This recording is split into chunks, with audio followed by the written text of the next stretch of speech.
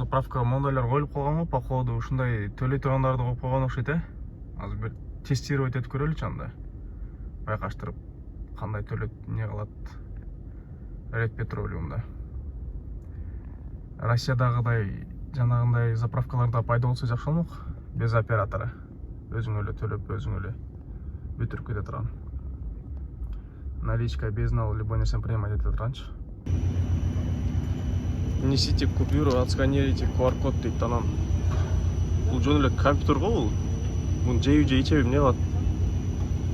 Жанагысы болуш керек эле го, там оплата 92-95 тигил бул деп тандап. Бул монитор компьютердун жанагысы сыяктуу болуп турат, корзинкада турат. Adobe Reader дейт. Chrome турат бул. Катюша.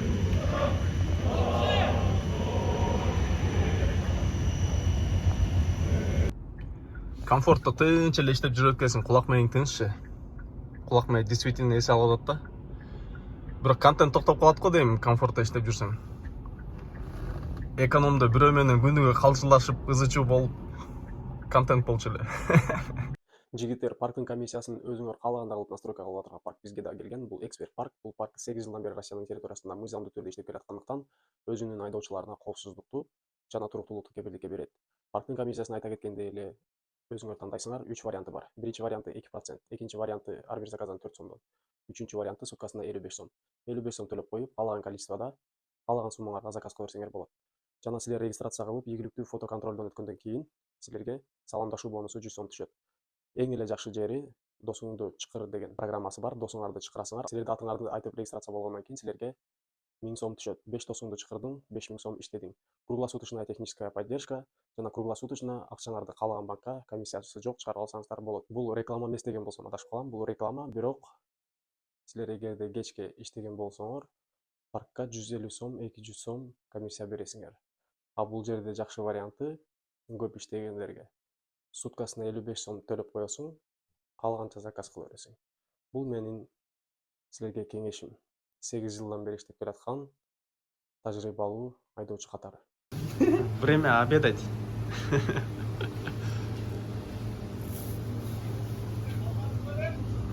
Выпечкалар.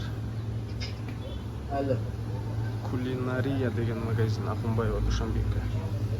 Налиевада. Жамаат Азия Молл жака келип калганда бул жактан. Могу знак турат да, билбейсиңерби бул эмне знак экенин? Могу жерге келгенден кийин жерге ылдыйга түшүп кетпегиле деген сөзбү? Биринчи ооз жабар Эржан менен чогуу. Эржан, что там? Супер, биринчи күн бака. Время помыть машину. Тетигил жактан пешоход өтүп баратканда, тигил машиналар баары токтоду. А тетигил машинанын артынан келип бирөө кагып алды, тайып келип. Азырына жан башталды, тем более карарлашып. Мындай погодада дистанцияны сактап, мындай акырын айдаш керек да. Бир машина жок, адам жок жерде шосседегидей кылып такси төлөш керек. Адам чыгып калат деген ой болбойбу мындай? Дистанцияны сактабай өпкүлөнүп айдаган ушундай болот. Ася, сен Омарды сүйөсүңбү? Я.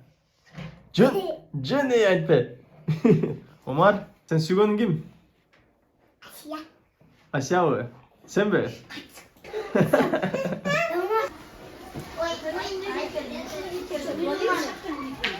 Иди, я с тобой не думаю.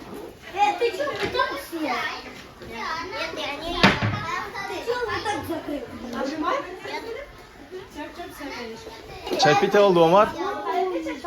Я Омар, чай пите болду. Пошли бархатные тяги. Пошли бархатные тяги.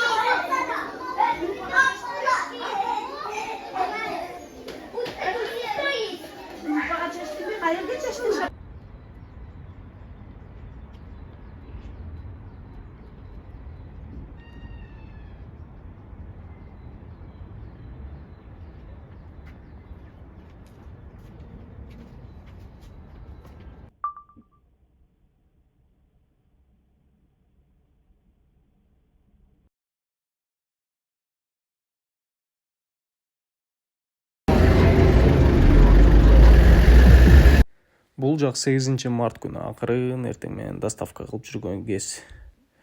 Гүлдөрдү тияка бияка ташып коюп. Анча-мынча адамдардан эс алыш керек болгондо ушинтип доставкага чыгып койсоңор болот. Доставка жакшы болуп аткан учурда. Ошондуктан эксперт парктын логистикасына дагы регистрация кылып коебуз. Отдельный аккаунт ачтырып, логистигинде заказ көп болот да. Корпоративный заказдар көп болот, коэффициенттер жакшыраак болот, чем таксидеги доставкага караганда. 8 март күнү жумуш жакшы болот деп частный курьерский службага да чакырышкан болчу. Бул жака дагы бардым. Барып бир доставка алып, анда жеткирдим. Анан бул жактан курьерлерди аябай көп приглашать этип салышыптыр.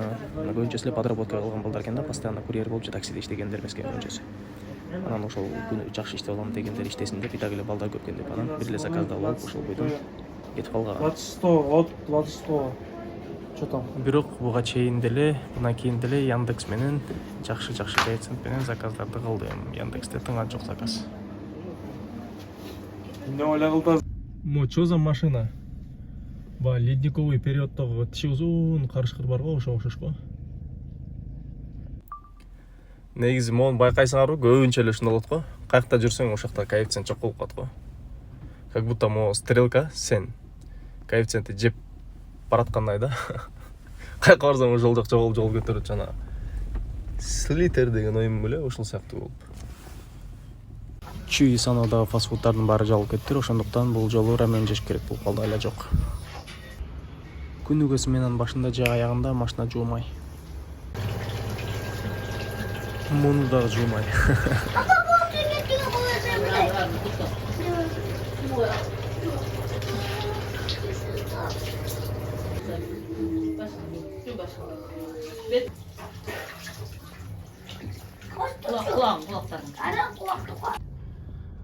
Ассаламу алейкум, жамат. Бүгүн число 9 март. Линияга чыктым, биринчи заказга келдим. Недалеко эле 1 километрдей эле жерге барышат экен эле, бирок өздөрү чыгышкан жок. Уже 7 мүнөт болуп калды. Азыр жол жакка чыгып баратам. Азыр как раз уже 7 мүнөт болуп калды ушул видеону тартып аткан моментинде. Азыр отмена кылып туруп, центрга по делам коюп туруп эле центрга барыш керек. Ошентип биринчи заказ жөн эле убакыт алды да. Чалсам телефон өчүк. Чаттан жазсам деле жооп бербейт. Чаты англисче экен. Индустар окшойт походу. Азыр по делам шаарга коюп барам.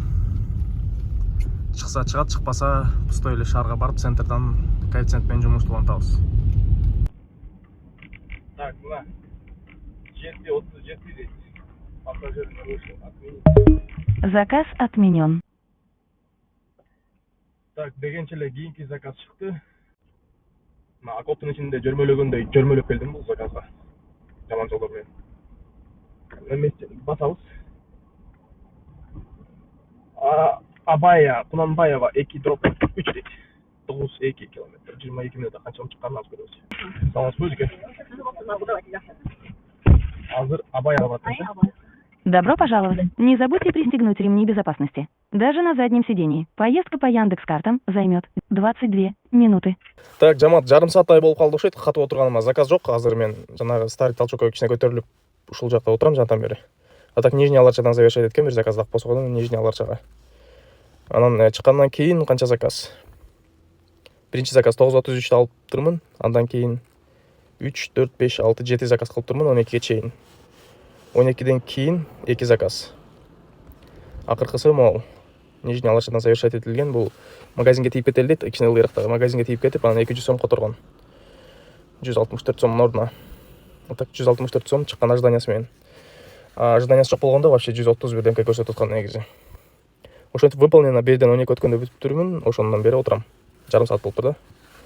Азыр центр жака бир аз көтөрүлүш керек. Ал жакта заказ чыгат да по-любому. А бул жакта частный сектор болгон үчүн 1 квадратный метрге адамдардын саны аз болуп калат да, ошондуктан заказ аз. Анан мен баягы күндөрү доставка аккаунтунан дагы иштедим, эксперт парктын логистигинен да. А бул жактагы именно бул парктан кылган таксидеги заказдар да булар. А так доставкасында деле иштеп атам. Особенно баягы күнү 8 март күнү эртең менен жакшы эле доставка кылгам да. Эксперт парктын логистикасынан гүлдөрдү доставка кылып тияк-бияка.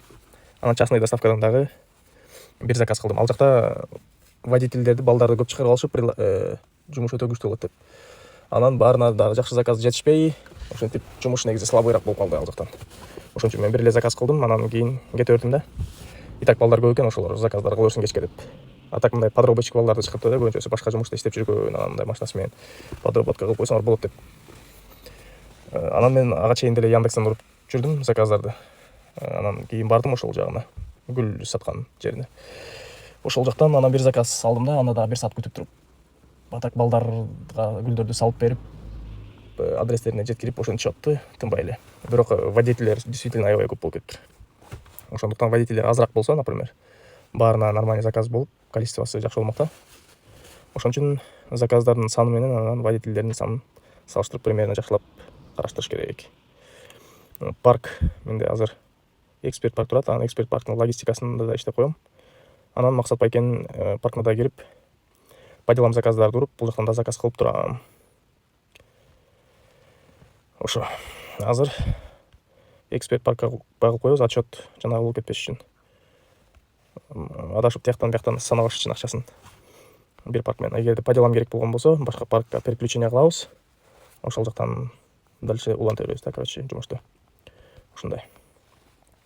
Мен илгери 1 жыл мурда эле айткам, силерде эгерде парктын машинасы менен паркта иштеп аткан болсоңор, өзүңөрдүн машинаңар менен же арендада иштеп аткан болсоңор, частный эле адамдан алыпчы. Жанагы как минимум 3 паркта регистрацияңар болуш керек. По делам, по пути домой ошолордун баары көп болот да. Паркыңар канча паркыңар болсо, ошончо по делам болот. Ошон үчүн парктар көбүрөөк болсо жакшы, регистрация кылып койгула, эринбей. Любой эле паркка жазасыңар, жазып туруп эле, мол номерди кошуп коесуңар, мол техпаспорт, мол права деп жөнөтүп койсоңор, сүрөттөрүн регистрация кылып коет. Анын проблемасы жок. А так, например, кээ бирде анча-мынча парктарда сбой болуп калат, ошондо сбой болгондо иштей албай каласыңар да. Ошондой сбой болгондо экинчи вариантың болсо жакшы. Экинчи паркка переключение кыласыңар, ошону менен иштей бересиңер дальше. Азыр мына коэффициент плюс 90 көтөрүлүптүр. Бирок бул кача берет эки жака, ошон үчүн. Азыр просто жибекчонун үйдө өтүп туруп, анан ошол жакта күтүп көрөм заказ. Анан эксперт парктан акча вывод кылайын деген болсоңор, мисалы үчүн мой QR-га киресиңер М-банктан. Анан поделиться QR деген бар. Ошто поделиться кылып туруп, жанагы WhatsApp-ка кирип, WhatsApp-тан эксперт паркка жөнөтөсүңөр, QR кодтан ушуга менин балансымдан мынча сом чечип бергиле деп жазып койсоңор, чечип берип коет М-банкыңарга. Кааласаңар там өзүңөрдүн жанагы ой деңгеңердин QR кодун жөнөтөсүңөр, айырмасы жок. Анан чыгарып беришет ошол менен. Клиентти чытап коюп, кайра Гагарина менен пустой центрди көздөй бараткан момент. Эффект кандай, окшош турбу? Же болбой калыптырбы? Оюңар жаза кеткиле. Кайра эле баягы заправка. 1000 сомго заправка кылып атам, азыр толук жарым бак болот. Жарым бак менен дагы иштейбиз нормально. Комфорттуу лишний сөздөр жок. Здравствуйте, до свидания деп коюп эле жүрө бересиң. Биринчи заказды 9:33 алыптырмын. 7 заказ кылыптырмын. Суммасын жазам азыр общий. 12ден кийинкиси 2253 Яндекстин комиссиясын алгандан кийин. На какие-то форумы приехал. То есть жизнь, это жизнь, кипит, она интересная, с целями, понимаешь, она классная. Разнообразная. А с сигаретами ты просто вот так вот, ты просто куришь, ты просто такой потухший. Просто у тебя все забрала, понимаешь, она жизнь твою забрала. Да. Поэтому качество жизни для бизнесмена, не только для бизнеса, для всех. Для любого человека, да? А женщина, Да. которая курит, и знаешь, вот в интернете видео были, вода женщины.